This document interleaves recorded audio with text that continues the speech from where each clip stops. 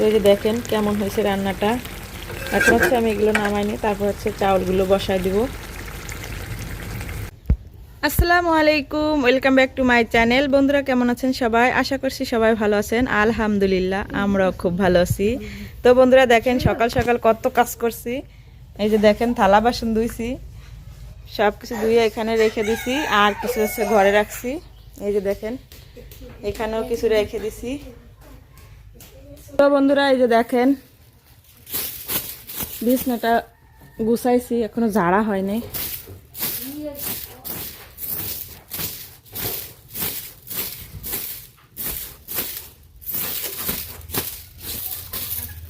তো এই যে বিছনাগুলো গুছাইছি আগে থেকেই। আর এদিকে হচ্ছে ড্রেসিং টেবিলটা একটু মোছা লাগবে। আর এই কালো জিনিসে এত ময়লা পড়ে রে ভাই, অনেক ময়লা পড়ে। কালো জিনিস কেউ কিনবেন না দয়া করে, বুঝছেন?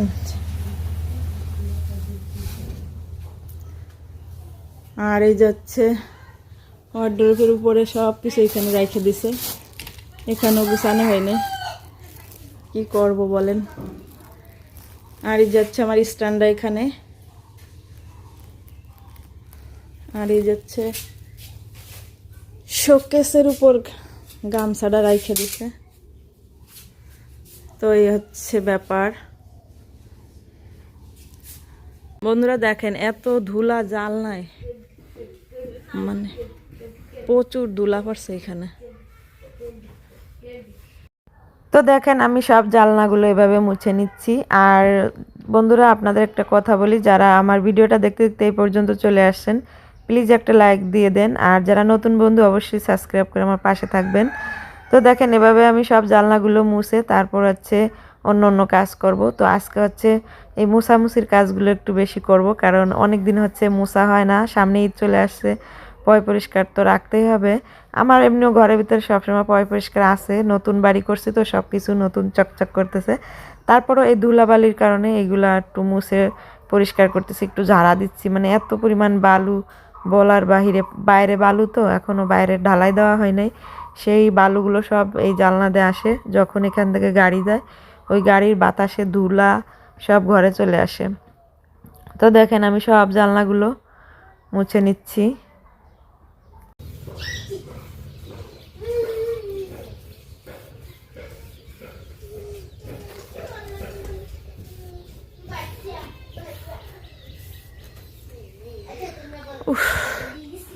মুছা হয়ে গেছে। তো দেখেন এখন হচ্ছে চলে আসলাম কসমেটিকের কাছে। তো এইগুলো হচ্ছে আমার ভাই ঢাকা থেকে পাঠাইছে আপনার ভাইয়ের কাছে, মানে আমার হাজবেন্ডের কাছে। আমার হাজবেন্ড ঢাকা গেছিল, তো ওনার কাছে আর কি ভাইয়া কিনে পাঠাই দিছে। তো 2 প্যাকেট মেহেদি দিছে, আর হচ্ছে ওই সাপিস্টেক বলে ওইটা দিছে, এই যে 1 কৌটা, এইটার ভিতরে অনেকগুলো আছে আর কি। আর দিচ্ছে হচ্ছে আপনার চেন, এই যে এই চেনগুলো আর কি বিক্রি করার জন্য দিছে। তো আগে অনেক কসমেটিকই পাঠাইছে, আপনারা তো দেখছেন ভিডিওতে। এখন হচ্ছে এই মেহেদিগুলো দিছে, কারণ সামনে ঈদ তো এই কারণে। তো বন্ধুরা আমার ভিডিওটা দেখতে দেখতে যারা এই পর্যন্ত চলে আসেন প্লিজ একটা লাইক দিয়ে দেন, আর নতুন বন্ধু হলে সাবস্ক্রাইব করে আমার পাশে থাকবেন, আর পুরো ভিডিওটা ফুল ওয়াচ করে দেখবেন। তো দেখেন এখন হচ্ছে বিকাল 5টা বাজে। এখন আমি চলে আসি রান্না করতে, আর রান্না করতেছি হচ্ছে বিরিয়ানি। তো আজকে ইফতারিতে হচ্ছে বিরিয়ানি হবে। তো দেখেন বাসায় ঘরোয়াভাবে রাঁধতেছি, কারণ রাইসা অনেক খেতে চাইছে, অনেক বলতেছে আম্মু বিরিয়ানি রান্না করো। তো কি করলাম, বাসায় মাংস ছিল, সব কিছু বাসায় রেডি ছিল, তো রান্না শুরু করে দিলাম। তো এই এখন হচ্ছে মাংসটা ভেজে তারপর হচ্ছে রোস্টের মতন রান্না করে নিচ্ছি মাংসটা। তো বন্ধুরা এর আগের অংশটুকু দেখাইতে পারি না, অফ ক্যামেরায় হয়ে গেছে। তো এই যে মাংসটা রান্না হয়ে গেছে, এখন হচ্ছে আমি কড়াই বসাই দিছি চুলায়। এখন পেঁয়াজটা একটু ভেজে নিচ্ছি, ভেজে তারপর হচ্ছে 2টা তেজপাতা ছিঁড়ে দিলাম, তারপর হচ্ছে একটু আদা বাটা আর একটু রসুন বাটা দিয়ে দিলাম, দিয়ে ভালো করে নাড়াচাড়া দিয়ে এখন হচ্ছে চাউলগুলো দিয়ে দেবো। আর এই চাউলগুলো হচ্ছে আমি আগে থেকে ধুয়ে জালিতে রেখে দিছি পানিটা ঝরায়ে। তো দেখেন এখন দিয়ে ভালো করে নাড়াচাড়া দিচ্ছি, আর চাউলটা হালকা আমি ভেজে নিব, ভেজে তারপর হচ্ছে আমি পানি দিয়ে দিব। তো এখন হচ্ছে 1 চামচ লবণ দিয়ে দিলাম, তারপর হচ্ছে কাঁচামরিচ দিয়ে দিচ্ছি কিছু, 2-3টা কাঁচামরিচ দিয়ে দিলাম। আর গরম মশলা দেওয়া হয় নাই, গরম মশলা দেওয়া লাগবে না, কারণ ওই যে মশলার ভিতরে মাংসের মশলার ভিতরে যে সব কিছু দিছি এই কারণে আর দিলাম না, কারণ বেশি ভালো লাগে না আমার কাছে। তো দেখেন এভাবে করে দিয়ে ভালো করে নাড়াচাড়া দিয়ে ভেজে ভেজে নিয়ে তারপর হচ্ছে পানি দিয়ে দিলাম পরিমাণ মতন। পানি দিয়ে এখন হচ্ছে একটু দুধ দিয়ে দিলাম। এটা হচ্ছে প্যাকেটের যে দুধগুলো আছে ওই দুধগুলা, তো গুলাই পরে একটু দিয়ে দিলাম, আর কিছুটা হচ্ছে মাংসের ভিতরে দিছিলাম। তো দেখেন এখন হচ্ছে আমি ঢেকে দিব, পানিটা একটু অল্প একটু পরিমাণ দিয়ে ঢেকে দিব। আর এটা হচ্ছে দেশি চাউল, এই দেশি চাউলটা আমি এখনও ভালো করে রান্না করতে পারি না, তারপরেও দেখা যাক কী হয়।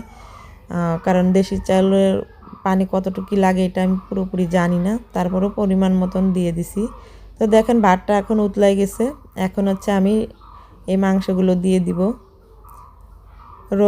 মাংসের রোস্ট আর কি, এগুলো আমি এখন দিয়ে দিব, দিয়ে ভালো করে নাড়াচাড়া দিয়ে ভাতটার সাথে মিশাই দিব এই মাংসগুলো। আমি সচরাচর এভাবেই রান্না করি, আপনারা কে কীভাবে রান্না করেন অবশ্যই কমেন্টে জানাবেন। আমি তো এভাবেই করি, আমার কাছে খুবই ভালো লাগে এটা রাঁধতে। আর এই পাতিলটা আমার কাছে এত ভালো লাগে, এই পাতিলটা আপনি রান্না করলে একটু তলদে লাগবে না, আর খুবই সহজে রান্না হয়ে যায় আমার কাছে। কিন্তু অন্য কোনো পাতিলই রান্না করতে গেলে আমার ঝামেলা হয়ে যায়, আমি পারি না কেমন জানো। কিন্তু এই পাতিলটা আমার স্পেশাল পাতিল, খুব প্রিয় একটা পাতিল। তো দেখেন ভালো করে নাড়াচাড়া দিয়ে দিলাম, দিয়ে তারপর হচ্ছে এখন আমি দমে বসাই দিব আর কি, ঢেকে দিব আস্তে মিডিয়াম করে জাল দিয়ে বসাই দেব দমে।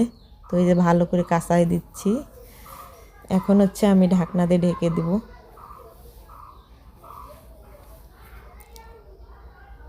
তো ভালো করে একটু নাড়াচাড়া দিয়ে সমান করে নিচ্ছি। আর এদিকে কড়াইতে একটু মাংস ছিল, মাংসের ঝোল ছিল আর কি, তো মাংসের ঝোলটুকু আমি মুছে দিয়ে দিলাম, কারণ ওটা নাহলে ফেলে দেওয়া হবে।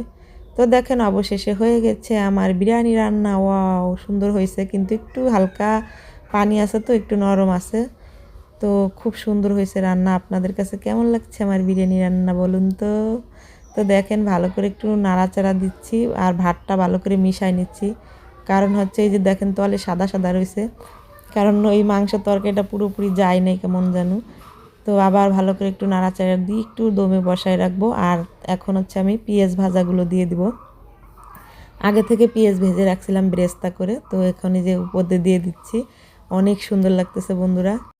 তো বন্ধুরা দেখেন আমার বিরিয়ানি রান্না কমপ্লিট। তো আমার এই বিরিয়ানি রান্নার ভিডিওটা কেমন হয়েছে অবশ্যই কমেন্টে জানাবেন। আর যদি ভালো লেগে থাকে তাহলে লাইক, কমেন্ট, শেয়ার এবং সাবস্ক্রাইব করে আমার পাশে থাকবেন। আল্লাহ হাফেজ।